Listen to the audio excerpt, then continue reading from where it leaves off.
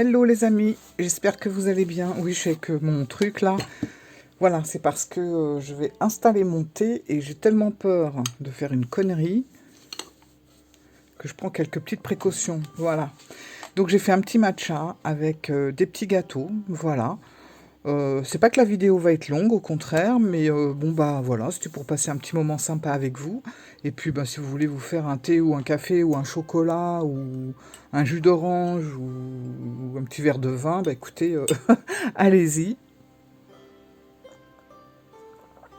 Voilà, c'est parti. Alors aujourd'hui, bah, ça tombe bien que je me suis préparé un petit thé matcha parce que je vais vous présenter ce jeu.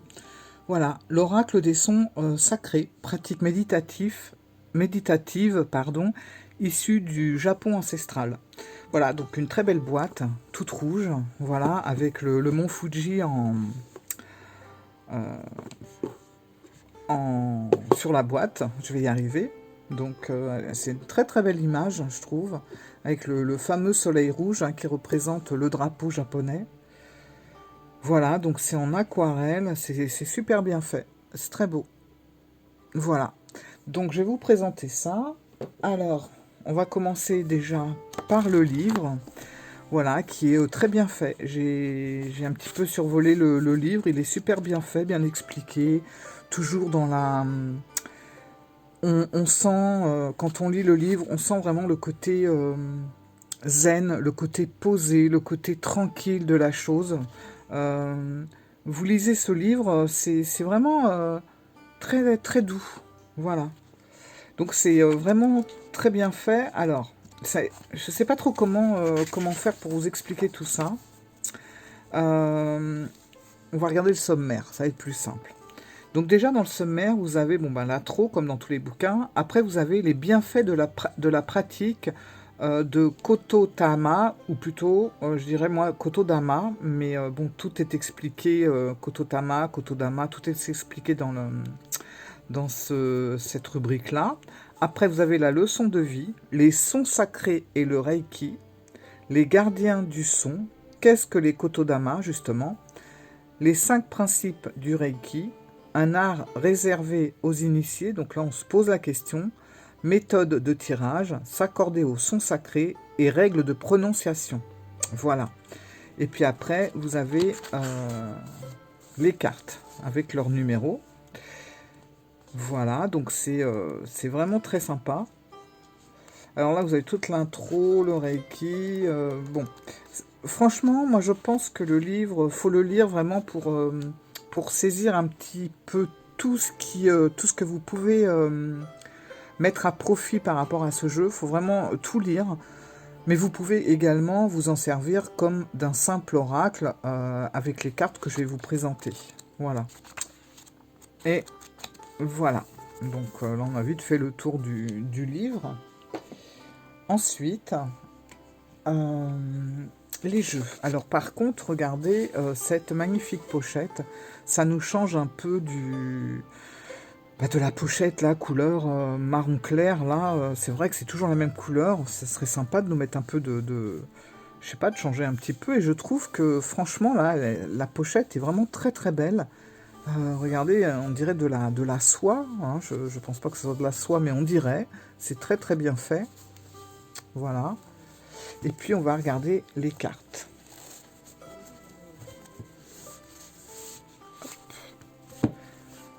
Voilà. Alors les cartes sont assez grandes. Contour argenté. Voilà. Donc les cartes sont assez grandes parce que si je prends un tarot classique, vous voyez, on dépasse de pas mal.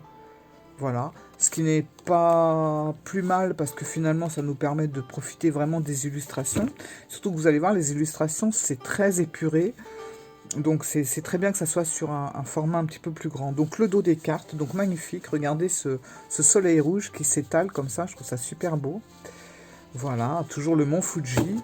Fuji-san, comme on dit là-bas, voilà, parce que le mont Fuji est pour les Japonais une entité à part entière, c'est un être à part entière, c'est pas juste une montagne, c'est quelque chose de sacré, et on dit Fuji-san en fait, voilà, pour représenter cet être qui, euh, qui apporte beaucoup de choses aux Japonais. Voilà. Donc, alors, comment ça se fait que c'est dans tous les sens? Voilà. On va commencer tranquillement. Et voilà. Donc, ce que je voulais vous dire quand même avant toute chose, c'est que cet oracle, vous allez voir, vous pouvez, il est très complet dans le sens où c'est vraiment un outil. C'est où vous allez voir que chacune des 42 cartes, on va découvrir ce qu'est le gyozai. Alors le gyozai en français, c'est une transcription phonétique japonaise. Voilà, on appelle ça comme ça. Et vous allez voir que c'est quelque chose qui va permettre de lâcher prise et de vraiment...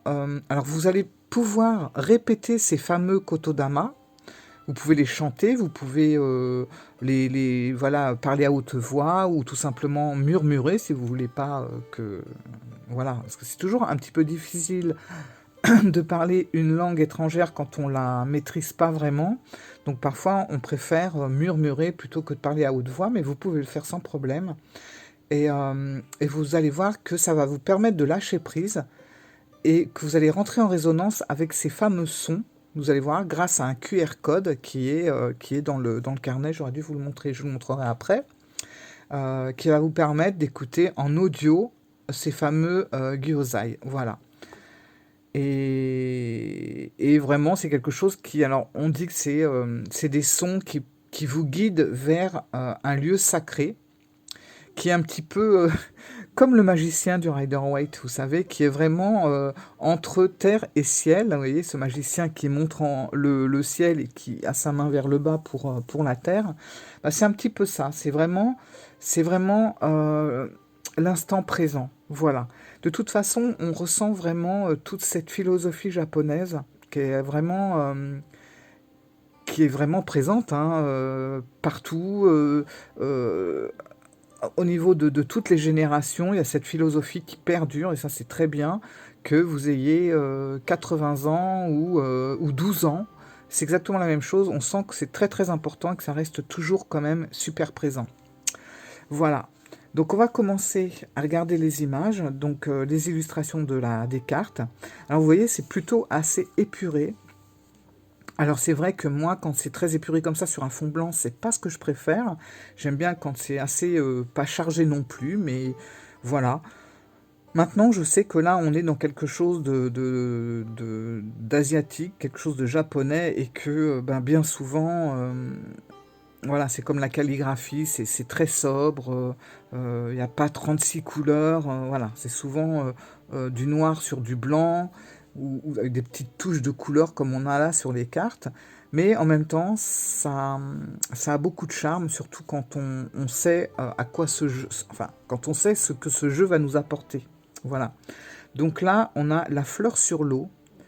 Alors vous allez voir aussi toutes... Moi je trouve que franchement, enfin on en parlera après, mais que ceux qui... enfin l'illustrateur, l'illustratrice, enfin toutes les personnes qui ont collaboré pour faire cet oracle, bah, on ressent vraiment que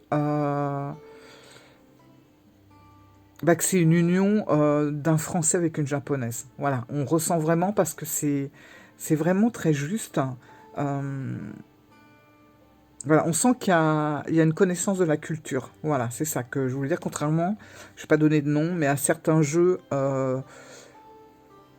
sur le Japon, comme on a pu en voir, où c'était un petit peu un fourre-tout d'images d'Asie, alors qu'on voulait nous faire... enfin, nous montrer que c'était le Japon, mais c'était en fait un peu des images de tout, en fait, voilà. Là, on sent qu'on est vraiment sur quelque chose de très posé, qui vient bien du Japon, c'est pas quelque chose qui s'éparpille, c'est bien posé, c'est bien là, et on sent qu'il y a de la connaissance, ne serait-ce que dans les intitulés, Fleurs sur l'eau, c'est tout à fait ça, parce que les Japonais ont toujours ce côté très romantique de dire les choses. Voilà. Alors, amitié, avec le petit Neko et son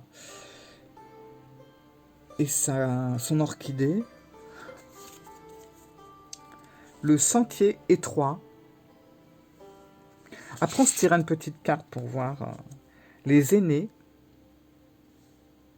Alors, vous voyez, on peut s'en servir, ne serait-ce que juste comme ça, en fait, hein, juste avec ce que ça peut nous apporter, ce que ça résonne en nous, que ça soit au niveau du dessin, au niveau de l'intitulé. Ça peut nous permettre justement ouais, de méditer aussi sur la carte. La lune. Le chemin, elle est très belle celle-là, avec ce fameux tori qu'on a au fond. Très joli. L'entretien journalier, alors celle-là elle est amusante. Parce qu'effectivement, il faudra peut-être faire un petit peu le ménage. Donc ça, c'est ce qu'on appelle un daruma. Voilà. Alors, le daruma, c'est excellent parce que ça a la forme, enfin, c'est une petite figurine en papier mâché. Ça a la forme d'un moine bouddhiste. Voilà. Et en fait, le daruma, c'est vraiment, dans la culture japonaise, une figurine pour faire des vœux. Voilà. De prospérité, de chance, tout ça. Alors, en fait, il arrive toujours avec des yeux blancs. J'en avais un, mais je sais pas où je l'ai mis, et j'ai jamais refait le deuxième œil, d'ailleurs. Bon, enfin bref. Et en fait, le but, c'est quand vous l'achetez, donc là, les yeux sont blancs, c'est quand vous l'achetez, vous coloriez vous-même l'œil, et quand votre vœu s'est réalisé, vous coloriez le deuxième œil. Mais tant que le vœu ne s'est pas réalisé, il n'aura qu'un œil. Voilà. Donc, entretien journalier, avec les poussières. Façonnage quotidien.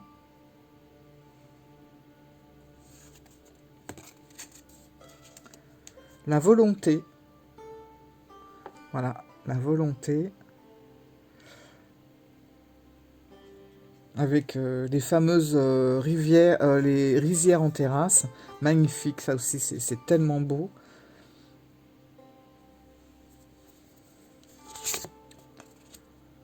Le vent et les feuilles mortes. Donc, toujours le mont Fuji en fond. L'œillet superbe.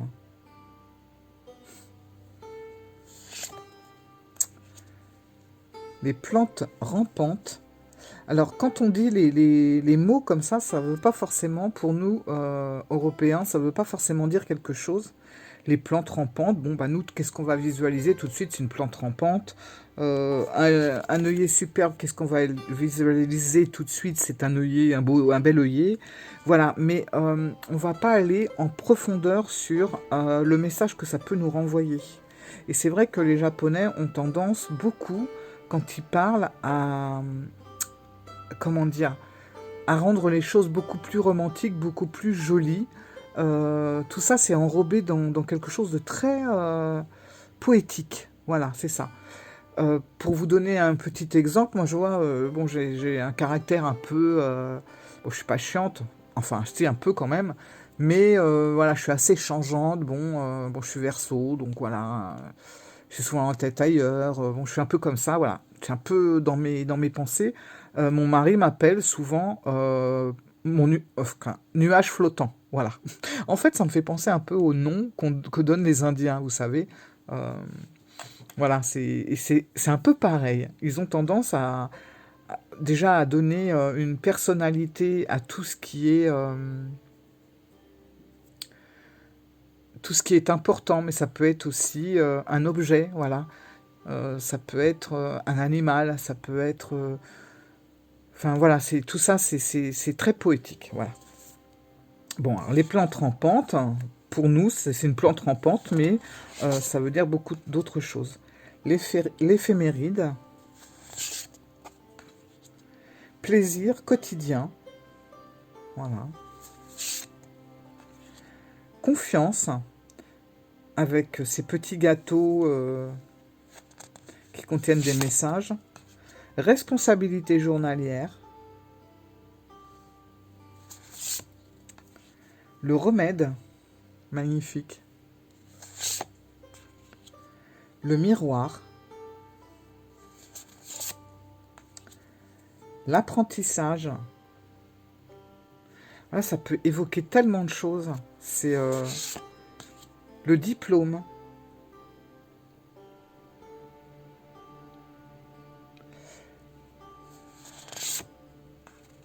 Respect familial.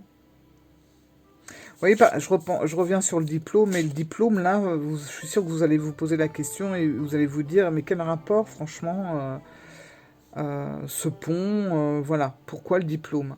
Ben, je vous assure que vous allez lire le livre et vous allez voir que vous allez comprendre beaucoup de choses, en fait. Il y a beaucoup de choses derrière cette carte et derrière le mot qui l'accompagne. Respect familial, la famille, l'éducation,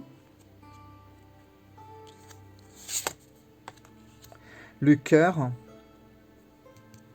Ça c'est pareil, hein, c'est très connu de recoller les morceaux. Enfin, il y a toute une philosophie derrière ça également. La cascade. La philosophie, justement, très belle carte. La calligraphie. L'entretien de la perle. Voilà. L'entretien de la perle. Qu'est-ce que ça évoque pour vous? Ça peut être rien, ça peut ne rien évoquer du tout, mais si on y réfléchit, si on se met vraiment dans... Voilà, si on lâche prise, si on se laisse emporter, l'entretien de la perle, ça peut vouloir dire tellement de choses, ça peut dire aussi essayer d'entretenir ce qu'il y a de beau en nous, quelque chose de...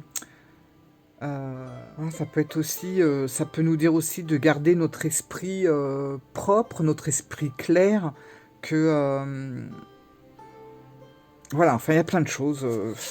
On pourrait rester un petit moment rien qu'à regarder ça, cette carte, cette illustration, et puis de se laisser emporter parce que vous allez voir, au premier abord, ça va peut-être pas vous parler, comme je trouve beaucoup de cartes, parce que nous, on n'est pas forcément habitué à s'arrêter sur des petites choses sans intérêt, enfin sans intérêt entre guillemets, hein. Mais voilà, on va prendre un stylo, ben un stylo c'est un stylo, on s'en fout, voilà. On n'a pas plus de respect que ça pour l'outil, par exemple. Alors que, ben là-bas, si, voilà. Et du coup, tout prend une dimension sentimentale, et il suffit simplement de s'arrêter sur quelque chose qui a l'air complètement insignifiant, de vous laisser vraiment vous envahir par ça, et vous allez voir que tout doucement, et c'est là que c'est magique, ça va vous emporter dans des choses hyper intéressantes, hyper profondes, et surtout très, comment dire, euh, ça va vous emmener sur l'essentiel, voilà. En fait, toutes ces petites choses-là, c'est complètement euh, enfoui sur le matériel, sur les choses superficielles, sur aussi toute, enfin, la surconsommation. Voilà, c'est enfoui. Mais quand vous arrivez tout doucement à enlever tout ça, à enlever toutes ces épaisseurs là qui nous écrasent, et ben vous arrivez vers quelque chose de plus fluide, de plus vrai, de plus naturel. Et là, à partir de là, vous pouvez vous laisser transporter vers vers ce que la carte va vous renvoyer. Mais pour ça, c'est vrai qu'il y a un travail à faire, je dirais un peu d'épluchure, voilà. C'est-à-dire qu'il va falloir éplucher toutes ces couches qu'on a qui nous étouffent en fait.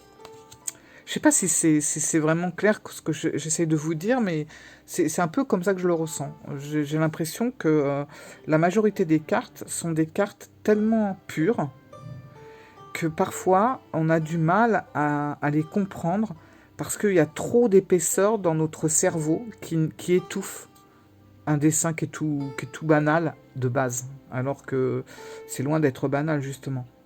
Donc la mauvaise herbe, la vague, ah la vague, c'est tellement la vague tellement connue au Japon, le cœur d'enfant, le sommet, l'humilité, voilà. Ben, c'est la carte qui nous demande vraiment de faire preuve d'humilité. La leçon du foyer,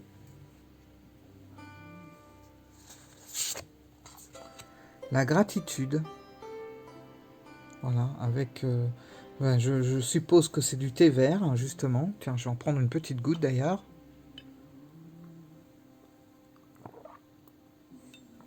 Bon, moi, j'avoue, j'ai un peu triché. J'ai mis un petit peu de lait. C'était trop amer. Résilience.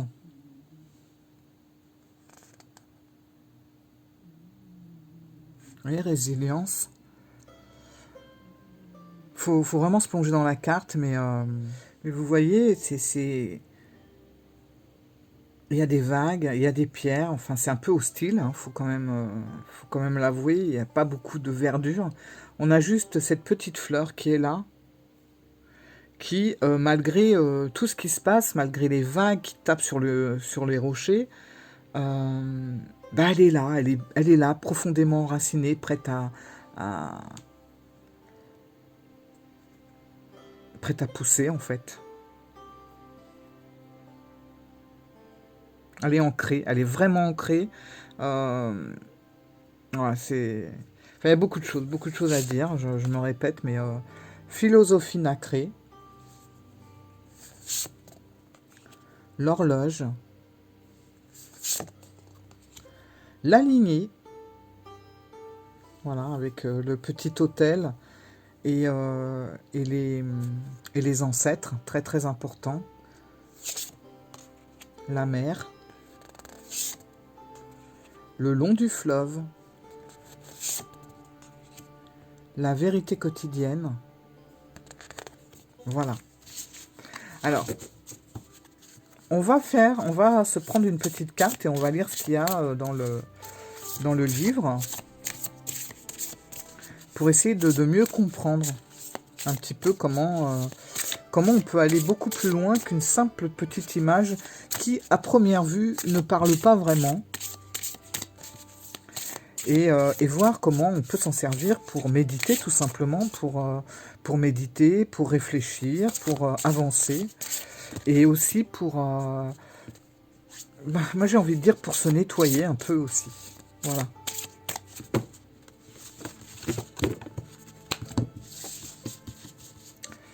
Alors, on va prendre celle-là.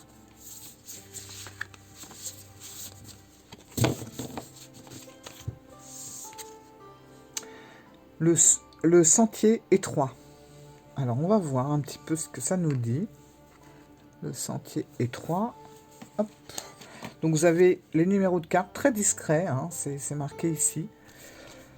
Donc, c'est facile à aller chercher. 30, voilà, ça y est, on y est. Donc, le sentier étroit. Alors, voilà, ce que vous pouvez répéter. Je ne la répéterai pas ici.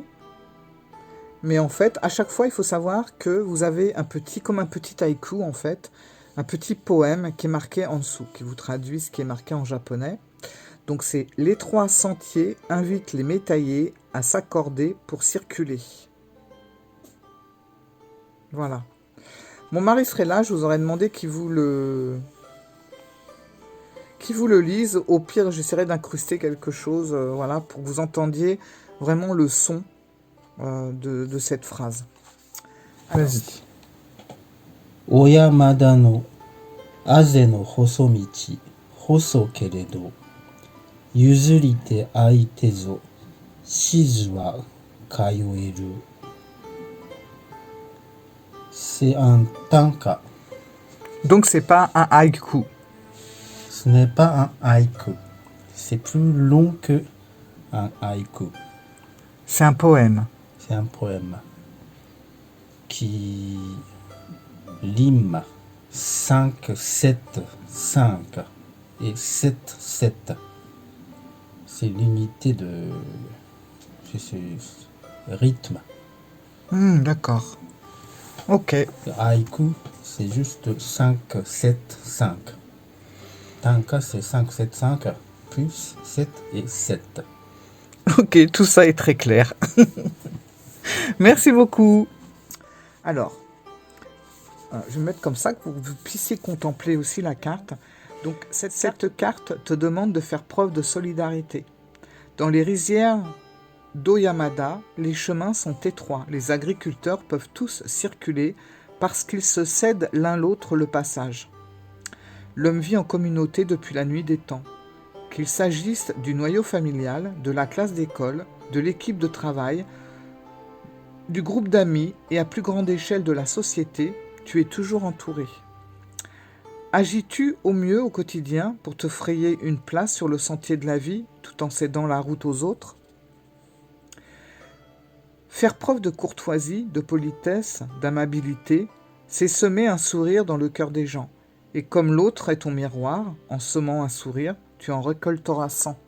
Tu en récoltes 100. Ça vaut la peine d'essayer, non? Voilà. Donc vous voyez, c'est vraiment très... Mais alors celle-là, c'est tout à fait ça, en fait.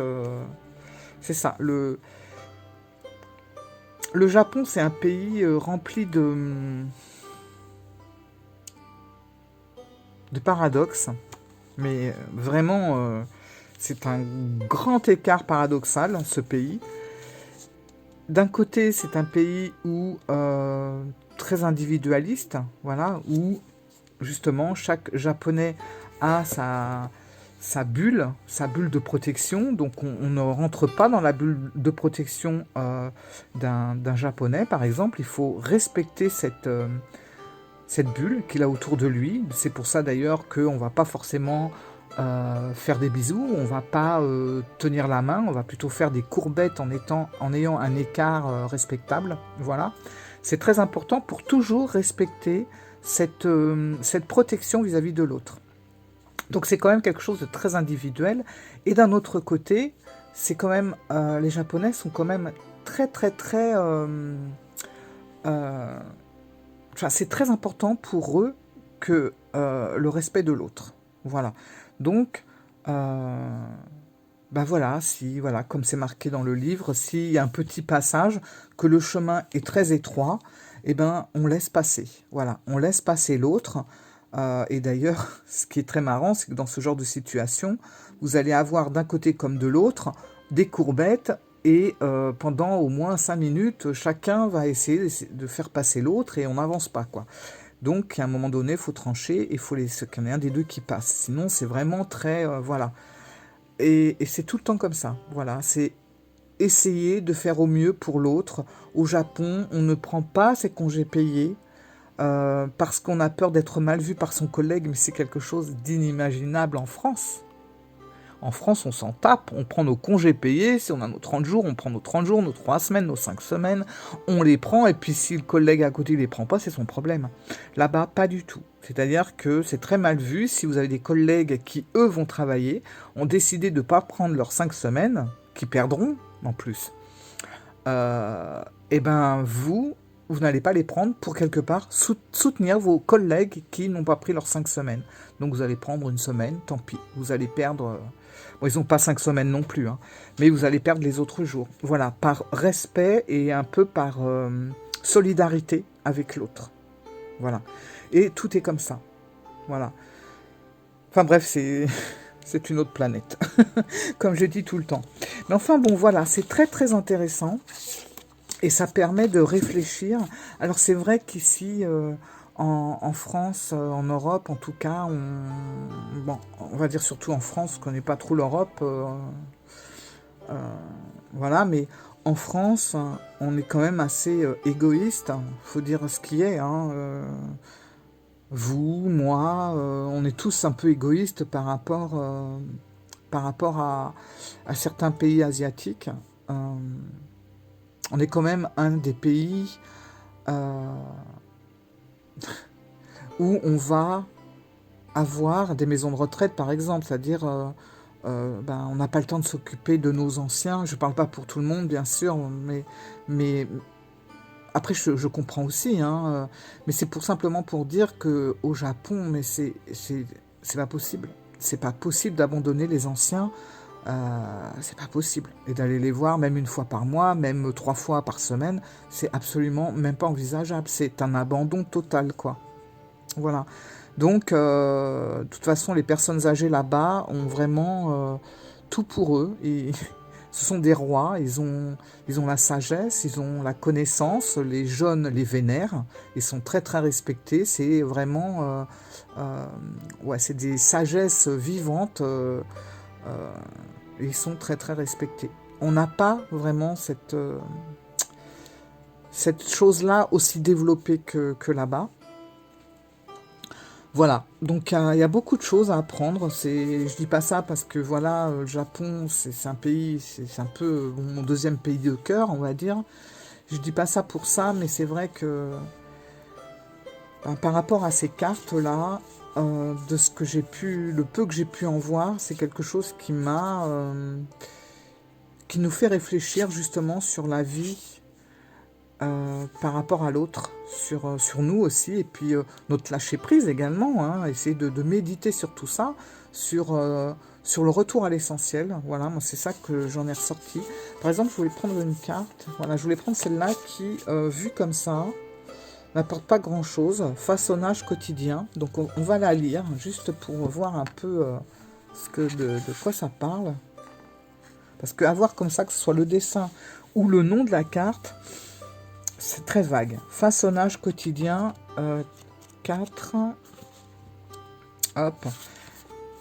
Alors, on va lire le petit haïku par contre. Alors, observe comment les gouttes de pluie creusent doucement la racine. Fais le parallèle avec ta vie. Patience, le résultat approche. Voilà. Donc, qu'est-ce qu'on a? On a un nuage, on a la pluie et on a ce trou qui se forme dans la pierre. Mais vous imaginez là, le temps que ça a dû mettre pour en arriver à ce stade. Alors, façonnage quotidien. Cette carte te délivre un encouragement. Tiens bon. Rome ne s'est pas construite en un jour et tes projets nécessitent eux aussi du temps, de l'énergie et de la persévérance pour voir le jour. Avec du temps, même l'eau peut façonner une montagne. Regarde le chemin parcouru depuis le début et garde confiance. Que peux-tu faire aujourd'hui pour avancer dans ton projet et lui redonner un nouvel élan? Parce qu'à chaque fois, vous avez une ou deux questions sous chaque carte qui vous permet justement de vous poser la question et de vous mettre en réflexion, en méditation pour réfléchir à ça. Enfin bon, voilà. Voilà. Donc je trouve que c'est vraiment un jeu, c'est plus qu'un jeu en fait. C'est quelque chose... voilà, vous avez le petit QR code qui se trouve ici, qui va vous permettre justement à écouter et à entendre les sons. Et vous avez, l'illustrateur, qui est archéologue de formation, éternel amoureux de sa région d'origine. Il a voyagé avec son épouse vers plusieurs îles de l'océan Pacifique, délaissant quelque temps sa Moselle natale. La découverte du Japon, de ses rites, de sa culture ancestrale, lors d'un voyage à Tokyo, lui a permis de trouver l'inspiration pour illustrer cet oracle. Voilà. Et là, on a donc Yumi Burglen Tozaki, qui a traduit et posé sa voix sur les poèmes japonais, que vous pouvez écouter avec le QR code. Originaire d'Hokkaido, au nord du Japon, passionné par les voyages, la gastronomie et la découverte de nouvelles choses, je suis tombée amoureuse il y a une vingtaine d'années de la France et d'un Alsacien avec qui je me suis mariée. Voilà. Et on a également Angélique Reff, donc voilà, et maître Reiki, et se veut inspiratrice et guide pour les praticiens du Reiki. Elle a cœur de donner aux Reikika des outils pour les accompagner dans leurs pratiques personnelles ou professionnelles, etc. etc. Bon, moi, j'y connais rien au Reiki, pour tout vous dire, mais voilà. Voilà. Bon, bah écoutez, je ne vais pas vous en dire plus, parce que si jamais ça vous intéresse, je vais vous laisser quand même découvrir certaines choses, mais je vous assure que mine de rien, en fait, c'est pas un jeu où vous allez lire l'avenir, c'est pas un jeu de prédiction, oubliez tout ça, là, la voyance, tout ça, là, on n'y est plus du tout. On est vraiment dans un jeu, dans un oracle de bien-être, carrément, c'est ça. C'est un oracle de bien-être, c'est tout. Voilà, donc vous pouvez tout à fait tirer une carte pour quelqu'un, voilà, mais je dirais qu'avant tout, c'est peut-être un oracle pour soi-même, hein. Voilà, pour nous. Vraiment pour se recentrer, pour réfléchir, pour méditer, pour relativiser. Voilà. Je vois que ça fait 37 minutes que je papote. J'avais dit que ce serait une petite vidéo. Mon thé est froid, les gâteaux sont toujours là. Et puis voilà. Enfin, le principal, c'est de vous avoir présenté l'oracle des sons sacrés, que je vous conseille, franchement. Voilà, moi je vais me faire ma petite tarothèque de jeux à consonance japonaise. Voilà, parce que je trouve qu'il y en a des très très bons, pas tous, franchement pas tous, j'ai pas peur de le dire, parce qu'il y en a, c'est vraiment, c'est un mix de tout, mais c'est pas vraiment le Japon en fait. Mais par contre, si c'est pour vraiment ressentir le Japon, si vous voulez, je vous présenterai quelques jeux qui sont vraiment, quand on ressent vraiment l'âme du Japon en fait. Voilà. Bon, mes amis, j'espère que ça a été, j'ai pas été trop long, que c'était quand même intéressant. Après, j'imagine que pour les gens qui sont pas attirés par l'Asie, ça a dû être un peu chiant. De toute façon, vous avez dû déjà zapper, mais voilà. Et puis pour les autres, franchement, je vous conseille ce jeu si vous voulez vous faire du bien. Voilà, tout simplement, hein, par des pratiques méditatives. En passant par le Japon ancestral, c'est ça, quoi. Hein. Ah, c'est trop beau, puis les dessins sont beaux. J'aime bien l'aquarelle. Ouais. Voilà, allez, j'y vais. Je vous fais des gros bisous. Je vous dis à bientôt et on se retrouve dans pas très longtemps, de toute façon. Allez, bisous les amis. Ciao.